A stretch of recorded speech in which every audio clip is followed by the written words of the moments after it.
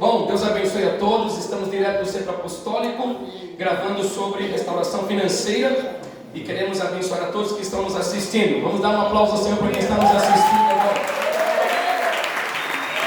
Glória a Deus. Aleluia. Deus é bom.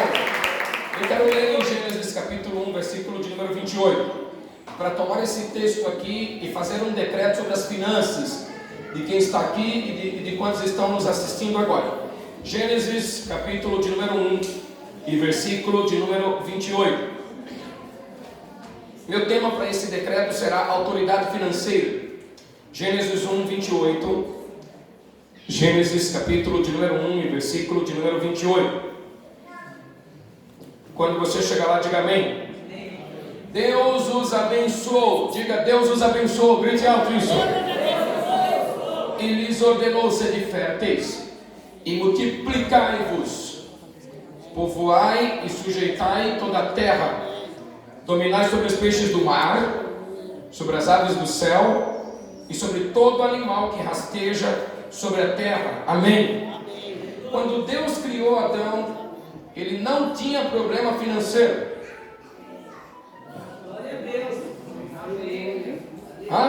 Quando Deus criou Adão e Eva, eles não tinham problema financeiro. Aliás, Deus acaba de criar o homem e dá para ele um jardim, deu para ele também um pomar, e deu um zoológico para ele, e deu uma mulher. Tudo que ele precisa para prosperar: um jardim, uma terra, um pomar, boas frutas, saladas. Também deu um zoológico para ele se alimentar bem. E deu uma esposa, uma mulher. Eu descobri lendo a Bíblia que a mulher que atrai a beleza de Deus traz prosperidade para o seu esposo. Então nós como igreja devemos fazer isso. Mas meu ponto é que quando Deus cria esse homem, ele tem autoridade financeira.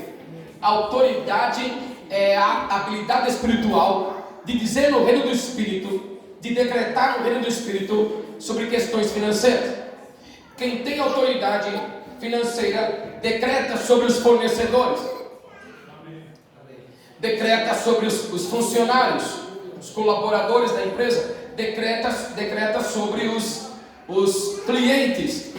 A autoridade financeira diz no reino do Espírito o que vai acontecer, decreta no reino do Espírito, fundamentado na palavra de Deus. Então, essa manhã aqui, eu quero dizer a vocês 3 princípios de como atrair essa autoridade financeira. Essa autoridade financeira vem a partir de Gênesis capítulo 1, versículo 28. Quando Deus fala para o homem: te abençoo, você deve frutificar, multiplicar, você deve encher a terra e deve dominar. São 5 leis espirituais importantes. Eu vou me concentrar na primeira. Não se pode ou não se é possível ter autoridade financeira sem a bênção de Deus. Diga comigo bem alto, todos juntos: a bênção de Deus. Mais alto, gritado, com cara de quem tomou café da manhã. A bênção de Deus me dá autoridade financeira. Em outras palavras, por que temos autoridade financeira?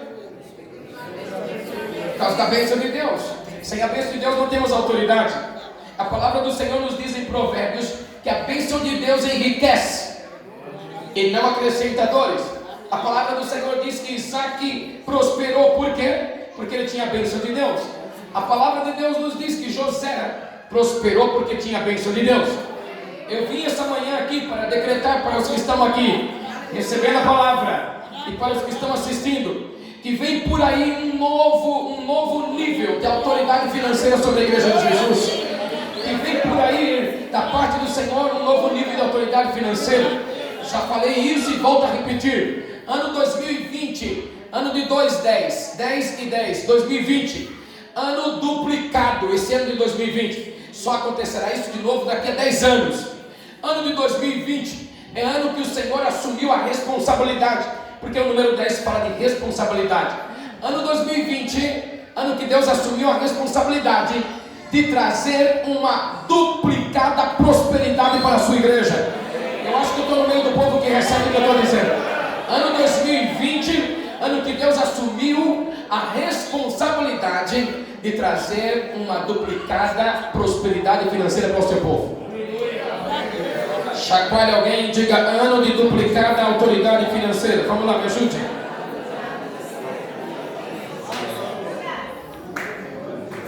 Bem rapidamente, primeiro princípio: como atrair a bênção de Deus.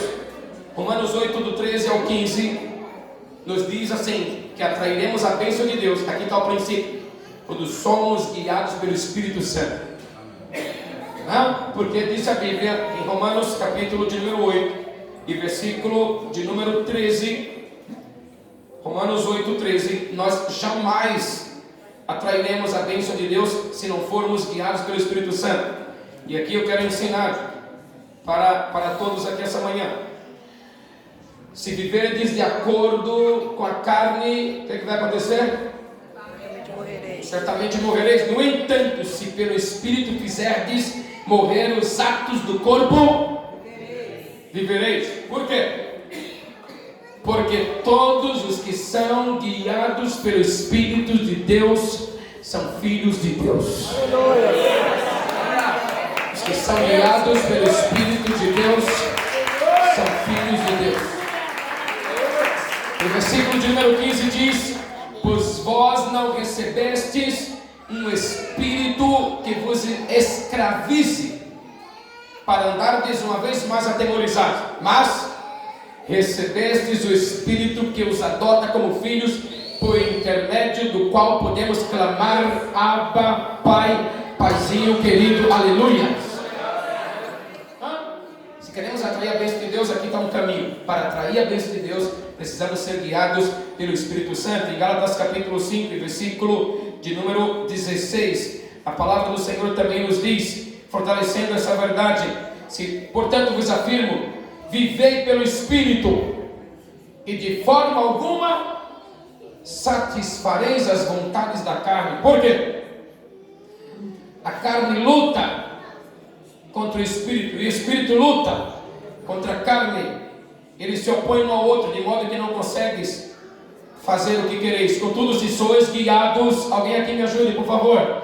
Se sois guiados pelo Espírito, já não estáis subjugados pela lei. Bom, irmãos, aqui está um princípio: queremos a bênção de Deus, porque sem ela não tem autoridade. Só tem autoridade quem tem a bênção de Deus. E para ter a bênção de Deus, eu preciso ser guiado pelo Espírito Santo. Meus pensamentos, palavras e comportamento guiado pelo Espírito Santo. Chacoalha bem alguém aí de manhã, aquele que comeu um cuscuz logo cedo hoje.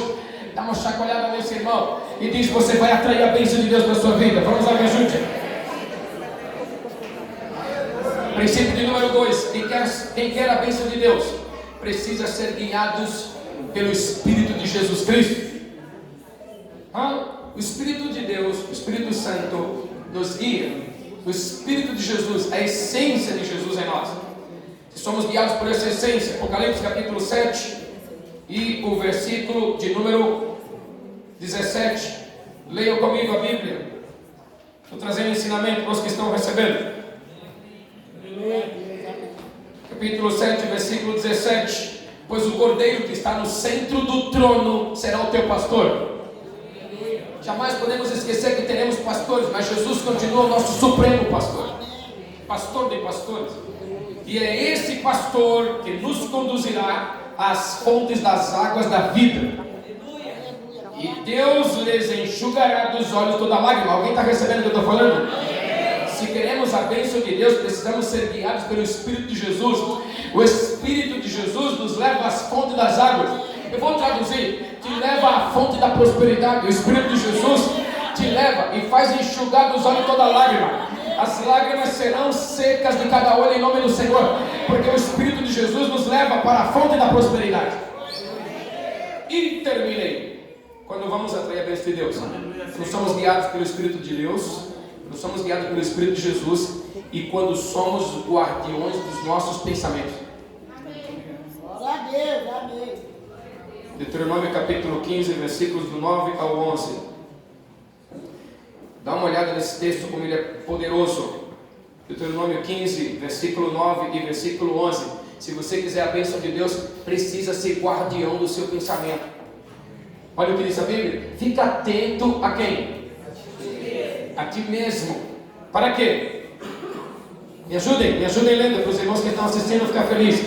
para que não sujem teu íntimo, pensamento avarento e pagão. Fala para o teu irmão, cuidado com o que você pensa, me ajuda, vamos lá.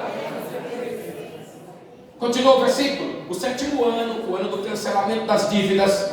Ai meu Deus. O ano do cancelamento das dívidas está se aproximando. Ai meu Deus do céu. Eu acho que eu estou na igreja certa essa manhã. Porque os economistas e os especialistas estão dizendo que 2020 será ano de cancelar dívida para muita gente. Muita gente terá cancelamento de dívidas nesse ano 2020. Olha, irmãos, os especialistas estão dizendo, é porque o céu já está falando isso. Meu Deus. Ano de cancelamento de dívidas está se aproximando. E aí alguém no pensamento pensa. No pensamento pensa foi forte, mas no pensamento pensa mesmo. Não quero ajudar meu irmão necessitado. Olha o pensamento. Pensamento avarento, pensamento pagão e pensamento de não querer ajudar meu irmão necessitado. Alô? Esse pensamento, o Senhor diz, cuidado com esse pensamento. Porque esse teu irmão necessitado poderá apelar ao Senhor contra a tua pessoa e tu serás culpado desse pecado. Alô? Olha, por favor, quando ele está falando de irmão necessitado, ele está falando de necessidades básicas da vida.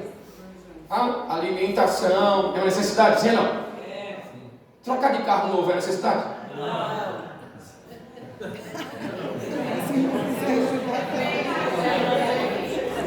Depende, mas na maioria das vezes não é uma necessidade. Não é necessidade. Então, o que está falando é assim: quando o teu irmão necessitado, o irmão está em necessidade, ajude-o, abençoe. Se o teu irmão tem os luxos particulares, não está falando que você é obrigado a ajudá-lo. Comer pão em casa e às vezes não tem uma margarina é uma necessidade. Precisamos abençoar. Às vezes não se tem a margarina, mas tem uma maionese. Sim ou não? Tem uma maionese. Vamos tomar cuidado com o versículo, mas o versículo 10 diz: quando lhe deres algo, quando você der algo, não dê com má vontade. Deus, meu Deus. É melhor nem dar. Quando você dê logo com boa vontade, pois em resposta a esse gesto de dar com boa vontade, teu Deus te abençoará em todo o trabalho e em todo o empreendimento da tua mão própria.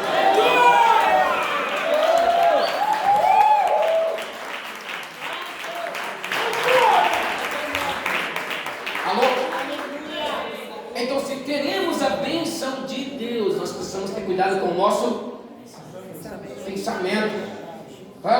Com o nosso pensamento. Isso é importantíssimo. Então, tome cuidado.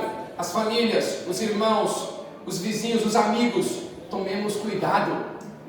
Porque alguém está dizendo assim: estou muito necessitado. Você fala: estou disposto a te ajudar. Qual é a sua necessidade? Comprar uma Hilux.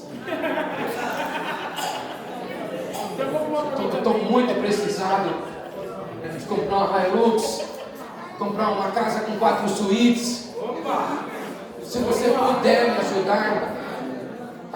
Aquele cartão, cadê aquele cartão? Vai me dar uma força, estou muito necessitado. Sem limite, aquele cartão sem limite.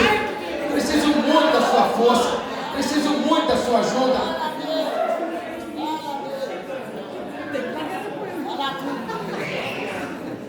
Então repete para o teu irmão: para ter autoridade financeira, vamos repetir isso. Precisamos atrair a bênção de Deus.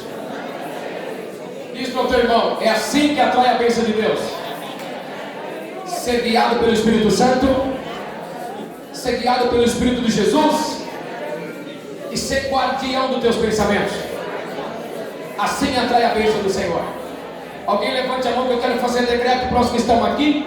E quero decretar para quem está assistindo. Eu quero decretar que o nível da autoridade financeira vai subir sobre vocês. Eu quero decretar que por causa da bênção de Deus, da aprovação de Deus, naquilo que eu penso, naquilo que eu falo e no meu comportamento, quando você fizer um decreto no reino do Espírito, lá do outro lado, as finanças vão se mover a teu favor, as riquezas do Senhor vão se mover a teu favor, as fontes da prosperidade vão se mover a teu favor. O funcionário que não queria mais vai querer trabalhar com você em nome do Senhor. O fornecedor que não queria fornecer vai fornecer em nome do Senhor. Os colaboradores vão te abençoar, os clientes vão te procurar em nome do Senhor. Pessoas vão achar teu telefone, pessoas vão achar teu endereço. Agora mesmo, levanta a tua mão e decreta sobre as tuas finanças, decreta portas abertas, decreta coisa poderosa. Vamos abrir a tua boca. Os que estão assistindo também te abençoam em nome de Jesus e para a glória do Senhor. Vamos, irmãos, abre a tua boca, decreta sobre os fornecedores, decreta sobre os clientes, decreta sobre os funcionários, decreta sobre a aposentadoria. Abre a boca em nome do Senhor.